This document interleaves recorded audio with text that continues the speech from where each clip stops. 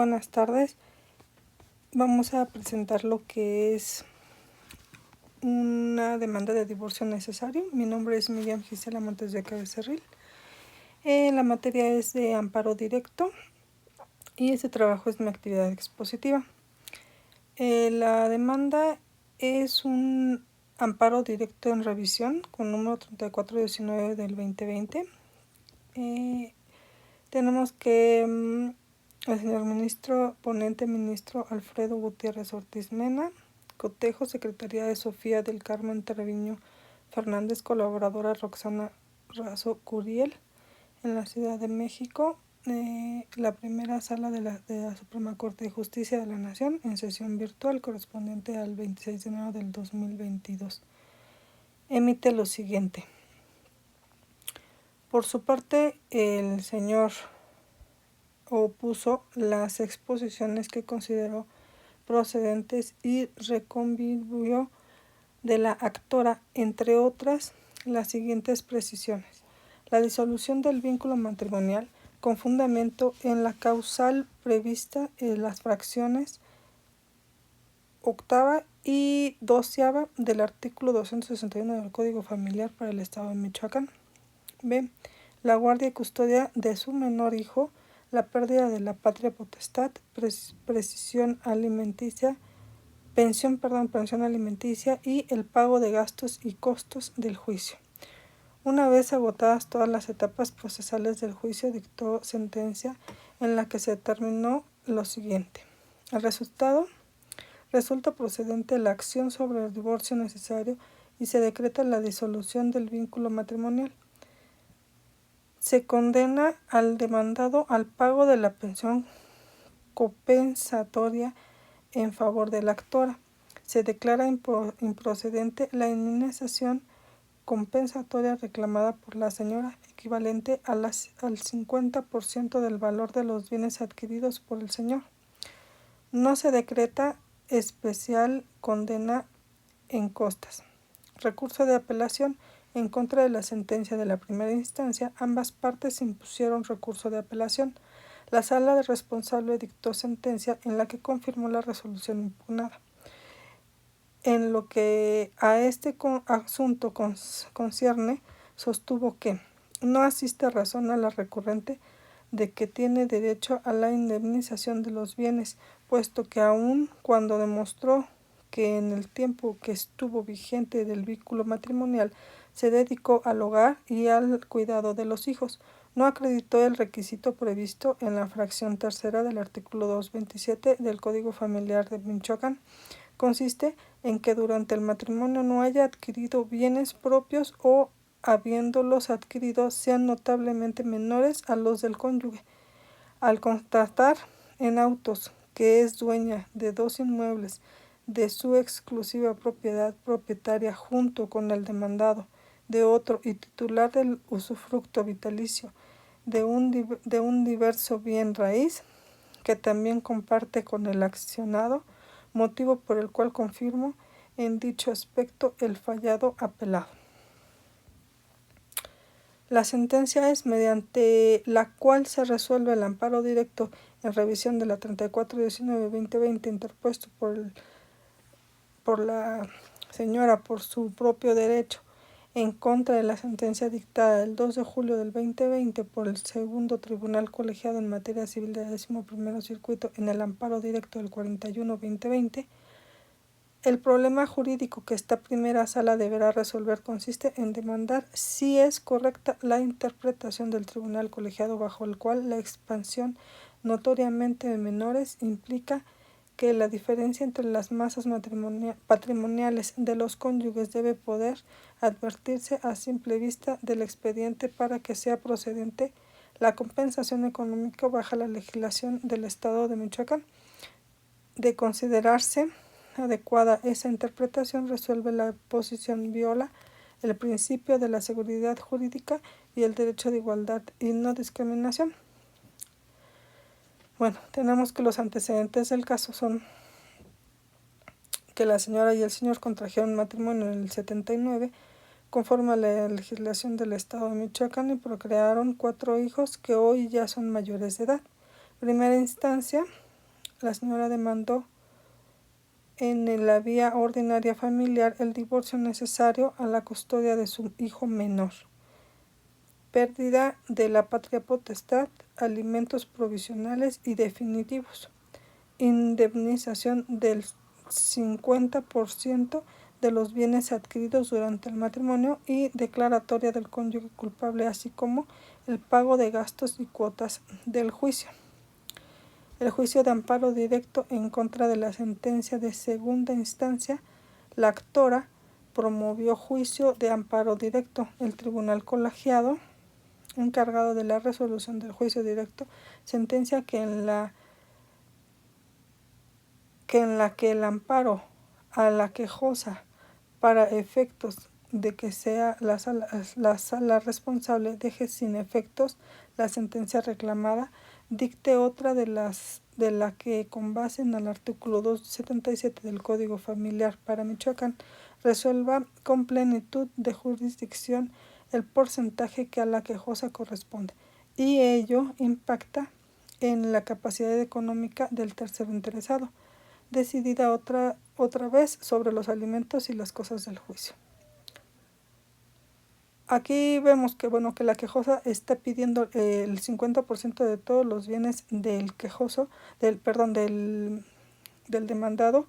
¿Por qué? Porque ella dice que los bienes que ella tienen mucho menor valor que de los que tiene el exmarido. Recursos de revisión. En desacuerdo con el fallo del tribunal colegiado, el señor tercero interesado en el amparo impuso de recusión.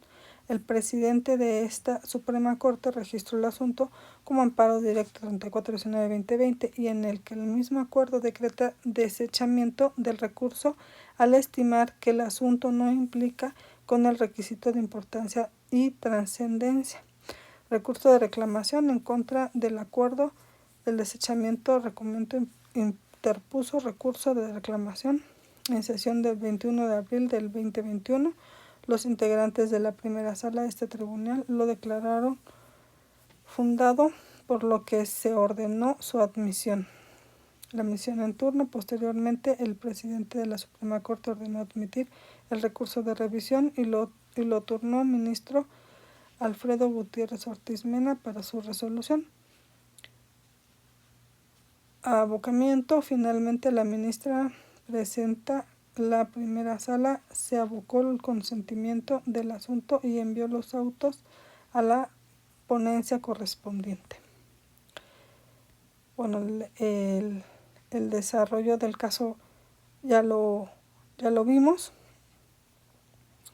y en esto, dice que el presente caso se resuelve un amparo directo en revisión interpuesto en contra de la sentencia dictada del 2 de julio del 2020 por el segundo tribunal colegiado en materia civil, 11º circuito, en la relación del amparo directo 41-2020.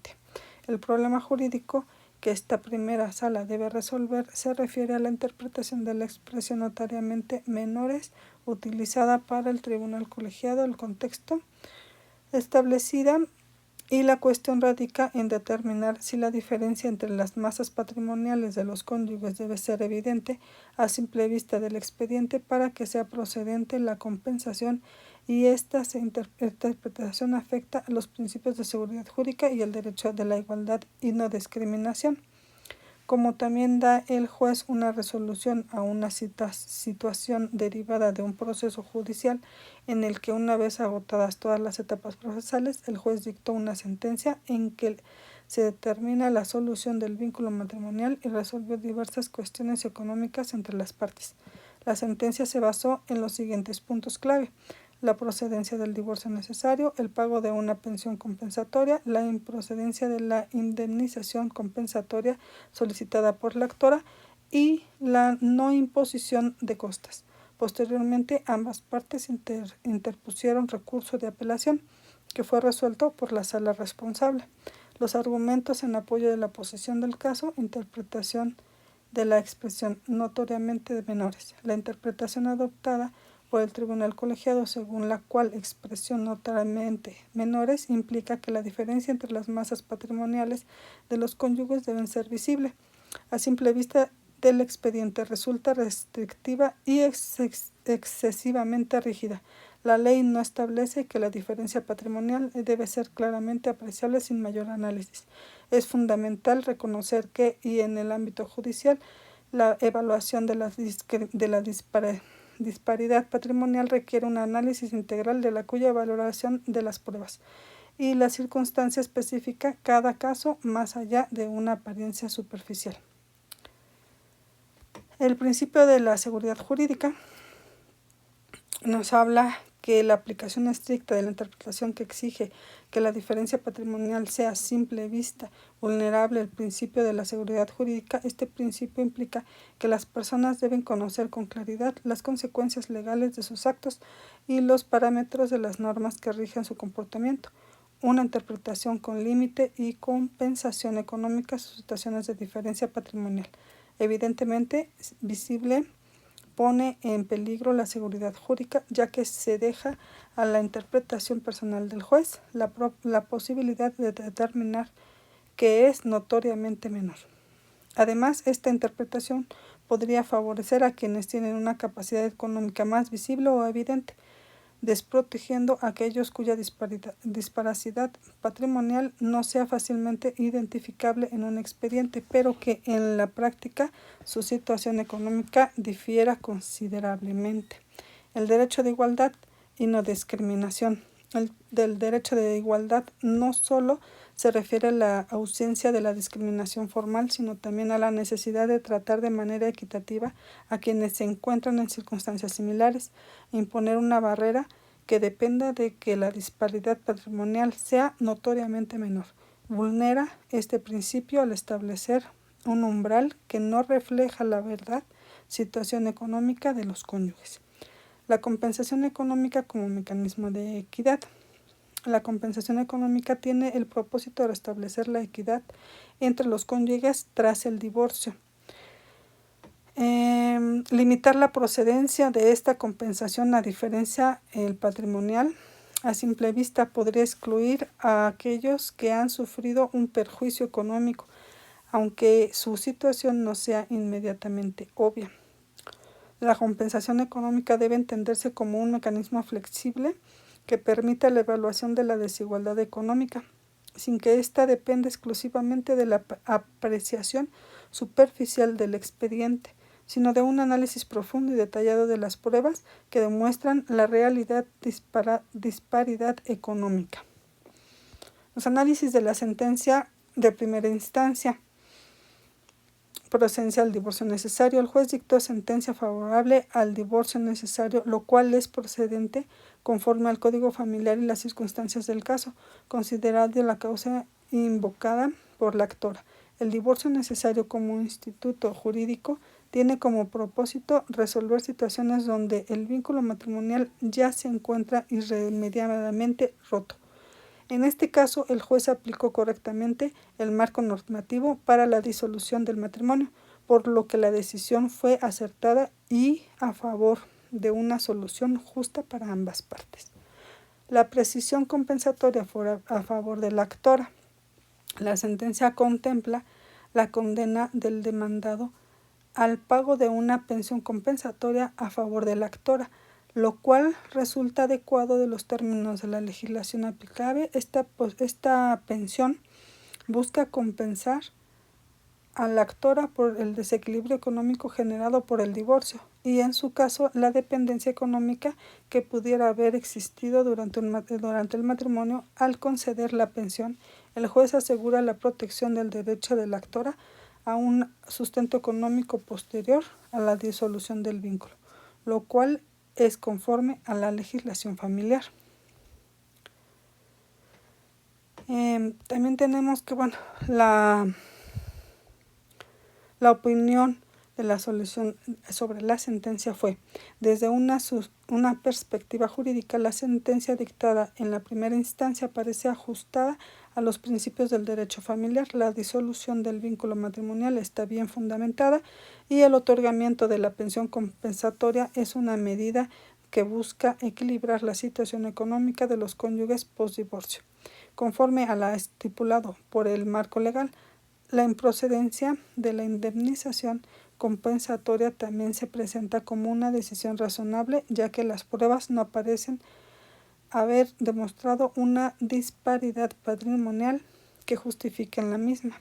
En cuanto al recurso de apelación, es fundamental que la sala responsable analice detalladamente los argumentos presentados por ambas partes, considerando si existe un error manifestado en la aplicación del derecho o de la valoración de las pruebas.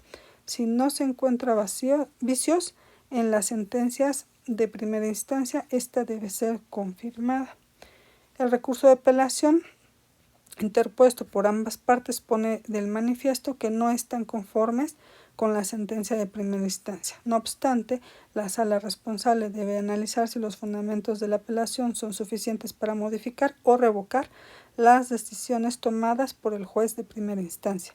En caso de que no se presenten argumentos sólidos o pruebas que desvirtúan la resolución adoptada, lo más probable es que la sentencia de primera instancia sea confirmada. La conclusión del caso. Tenemos que en la sentencia dictada por el juez de la primera instancia aborda aspectos fundamentales del derecho familiar en el contexto del divorcio necesario, la compensación económica, la distribución de bienes. Tras el análisis exhaustivo de las decisiones formadas por el juez, podemos concluir que, en términos generales, la resolución es conforme a los principios de equidad y justicia previstos en la legislación aplicable. La disolución del vínculo matrimonial fue correcta, dado que la causal invocada por la actora cumplía con los requisitos legales, lo que demuestra que el juez aplicó adecuadamente el marco normativo. La decisión conceder una pensión compensatoria a favor de la actora resulta acertada. Ese tipo de pensión está destinada a equilibrar las condiciones económicas entre los cónyuges luego del divorcio, especialmente cuando uno de los cónyuges ha quedado en una situación de desventaja económica debido a la disolución del matrimonio. Por otro lado, la decisión de declarar improcedente la indemnización compensatoria solicitada por la actora también es correcta, ya que, según los elementos del juicio, no existía una disparidad patrimonial evidente que justifique el otorgamiento de dicha compensación.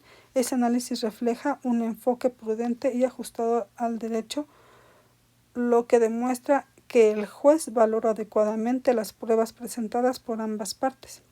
Finalmente, la resolución de no poner costas en el proceso es de medida que favorece a la equidad procesal, dado que ambas partes interpusieron recurso de apelación, evitando así una carga económica adicional para cualquiera de los involucrados. En cuanto al recurso de apelación interpuesto por ambas partes, es fundamental que la sala responsable analice en detenimiento los argumentos presentados. Si no se encuentran fundamentados suficientes que cuestionen la resolución del juez de la primera instancia, lo más adecuado sería confirmar la sentencia. La sentencia de primera instancia parece ser sólida y justa, aplicando correctamente los principios del derecho familiar, y las decisiones tomadas por el juez se encuentran fundamentadas en la equidad de la protección de los derechos patrimoniales y personales de las partes y correcta aplicación de la legislación. Por lo tanto, la confirmación de la sentencia por parte de la sala responsable sería una decisión razonable que mantendría la coherencia con el ordenamiento jurídico y con la búsqueda de la resolución justa para ambas partes involucradas. Nos refiere la fracción tercera del artículo 277 del Código Familiar de Michoacán. Significa manifestadamente, palpable o palpario.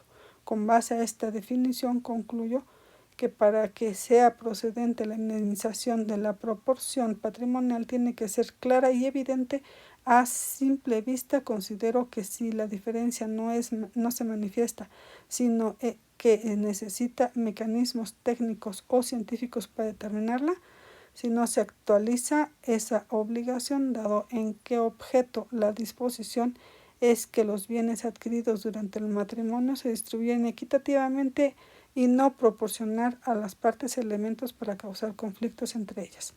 También tenemos el artículo 178 del Código Civil Federal, que establece que el matrimonio puede celebrarse bajo el régimen de separación de bienes o de sociedad conyugal. En caso de separación de bienes, los capitulados deben incluir un inventario de los bienes cada cónyuge y una nota de las deudas de cada cónyuge. Bueno, estos son los artículos que usamos. Las referencias, se anotan las referencias en las que nos basamos y gracias por su atención.